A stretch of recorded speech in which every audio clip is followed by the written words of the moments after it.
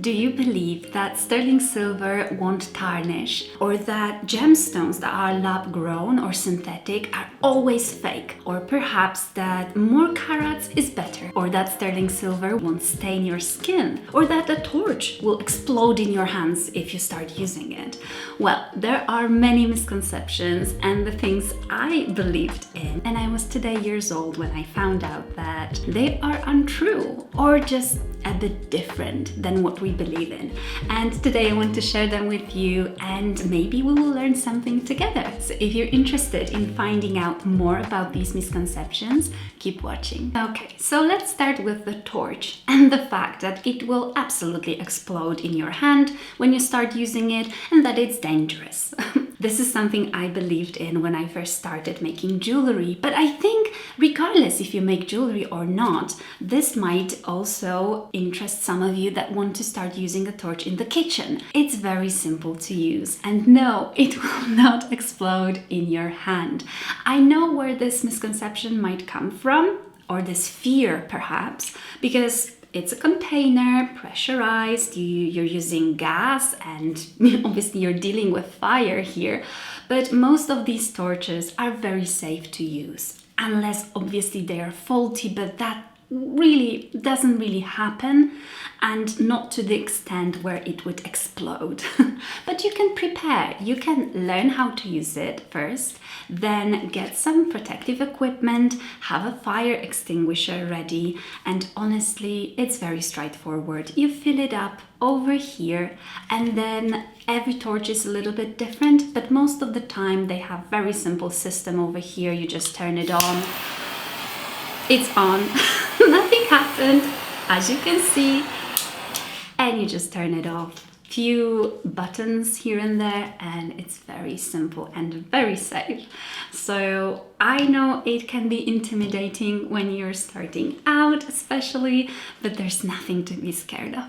Another one, which I don't know about you, but I certainly believed in, is that synthetic gemstones are fake. Well, they are not. While they are synthetic or lab grown, they have the same chemical and physical properties as natural gemstones. And oftentimes they are considered more environmentally friendly. And why people consider them fake? I think it all boils down to how they are labeled and how transparent the seller is. Because obviously if you want to buy natural gemstone, that's what you want. Instead, you're being sold synthetic gemstone that wasn't labeled as such. You feel deceived, because obviously that is deception. That's not how it should be done. But it doesn't make the stone fake. It feels fake because it was sold as something that is not, but the stone itself is not fake. They should be properly labeled and described, and you should be able to know exactly what you're buying. That is this synthetic gemstone, that is this lab grown. Ideally, it would be good to know by whom.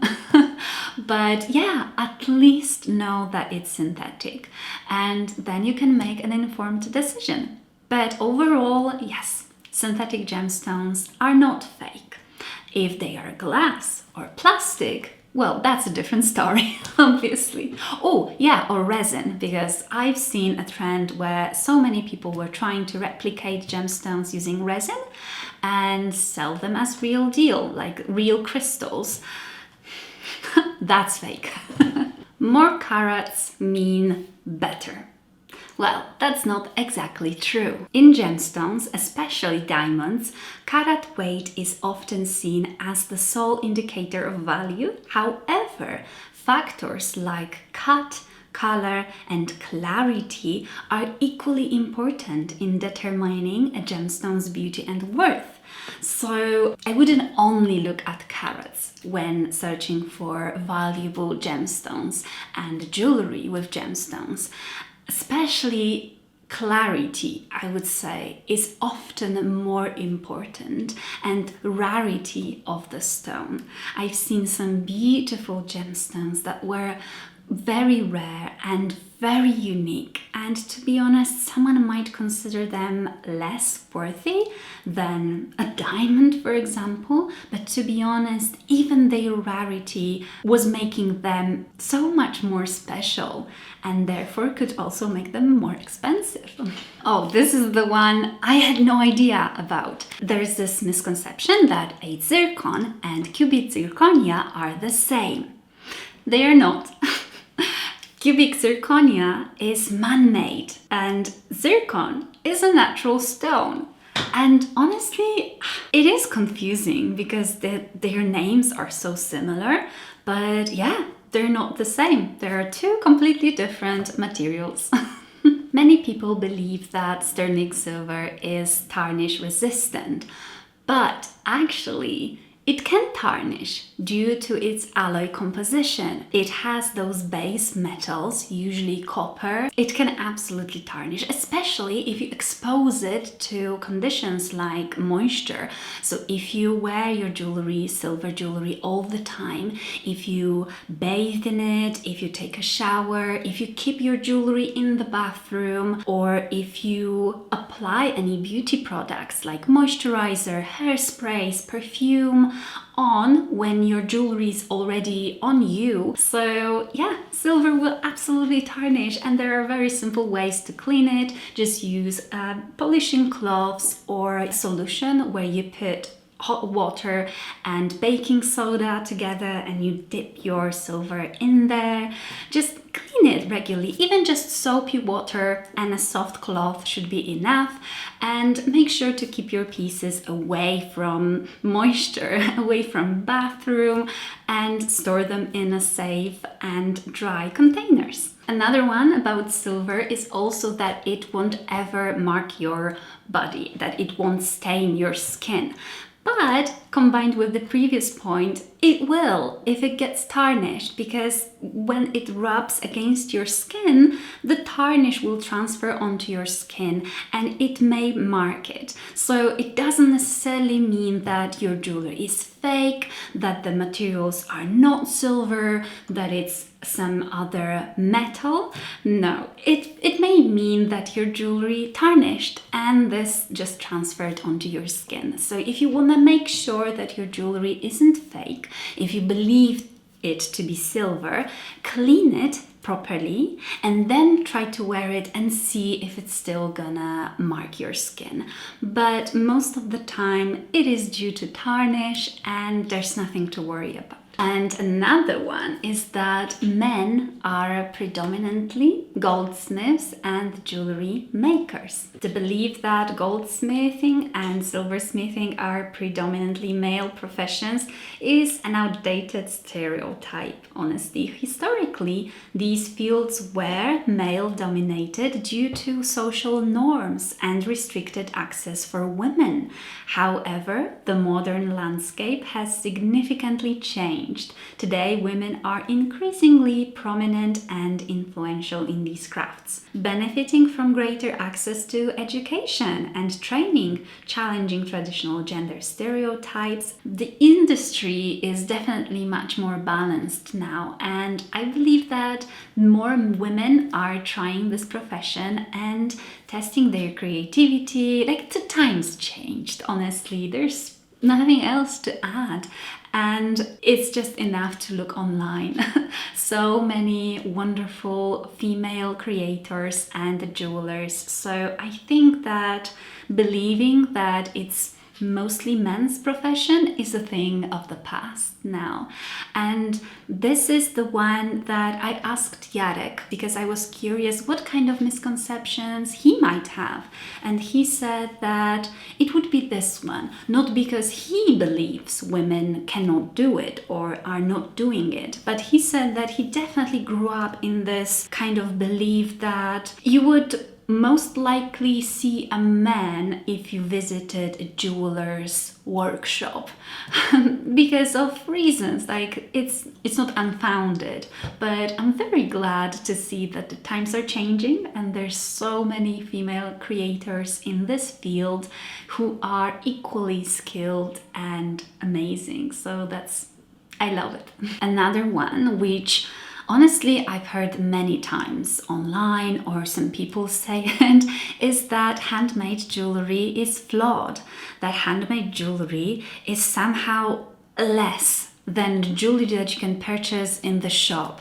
For some reason, the perfect machine-made jewelry seemed to be better than handmade pieces, where in reality, if you think about it and if you have some experience with this, you realize that it couldn't be more wrong.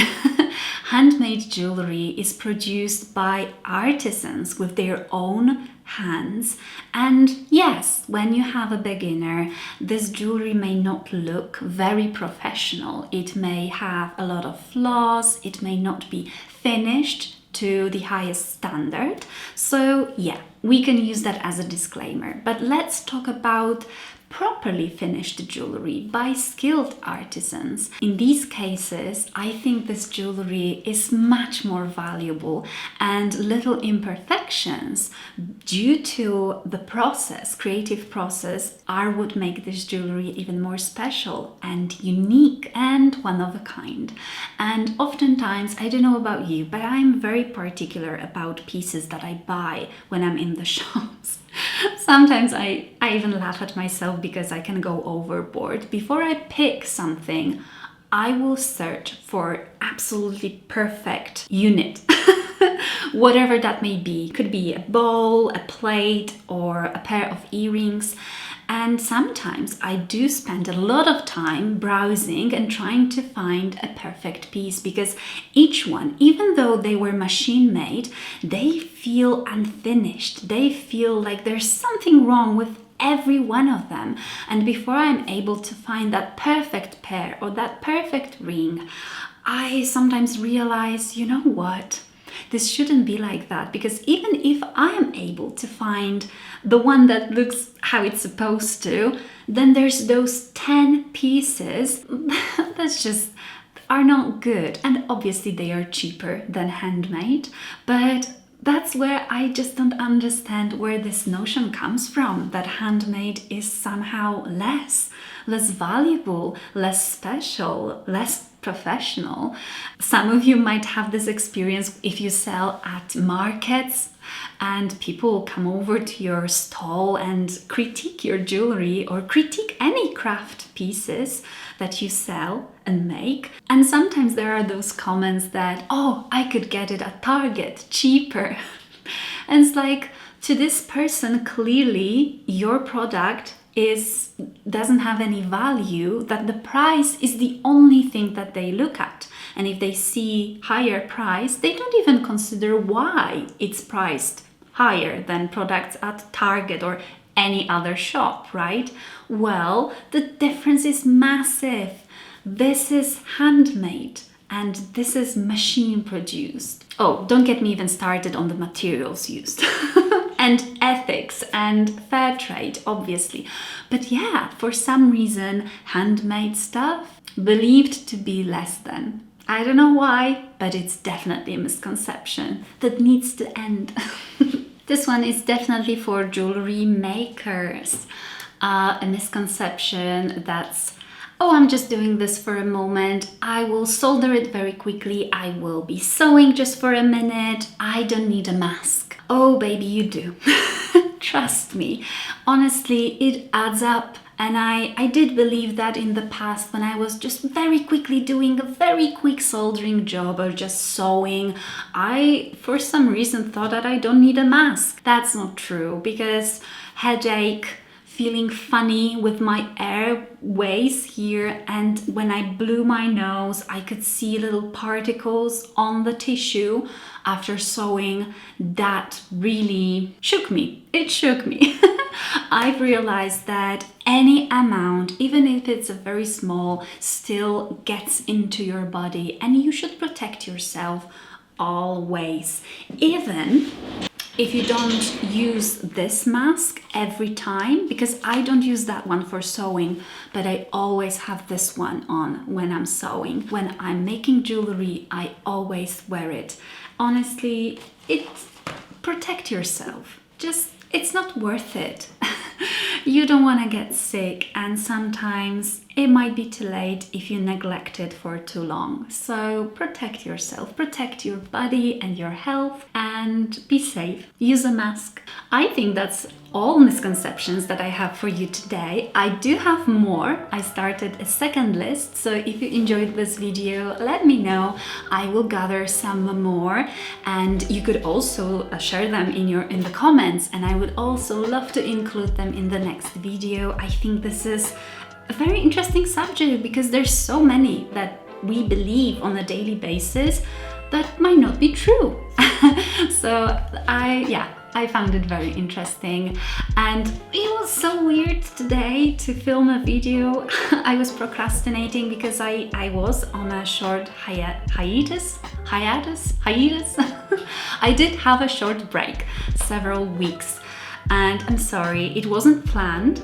It just happened, but it was because I released my first online class. Yay!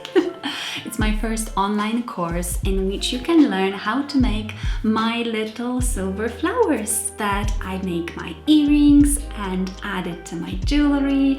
It's a project-based class. It's not for complete beginners. It's more for an experienced beginner to intermediate, and while I do share some tips on some basic stuff, I would not say that it teaches you everything from basics. Yeah, if you are interested in learning how to do that, or just, to check it out, the link will be in the description box. You can check it out, and I will definitely make another video, separate one about this. But yeah, I can't believe that it finally happened. It took me so long, so many years, and I think the procrastination, imposter syndrome were definitely the things that held me back seriously here. But yes, it's finally out there and I'm so excited. So if it's something you're interested in, check it out. And from now on, I'm definitely planning on making more regular uploads and the videos. I hope you had a wonderful start to the new year. It's been crazy over here, a roller coaster, and some good things happened, some sad things happened, and overall it's okay, but we just have to get through all of that. Thank you so much for tuning in today, and I will see you in the next one. Bye!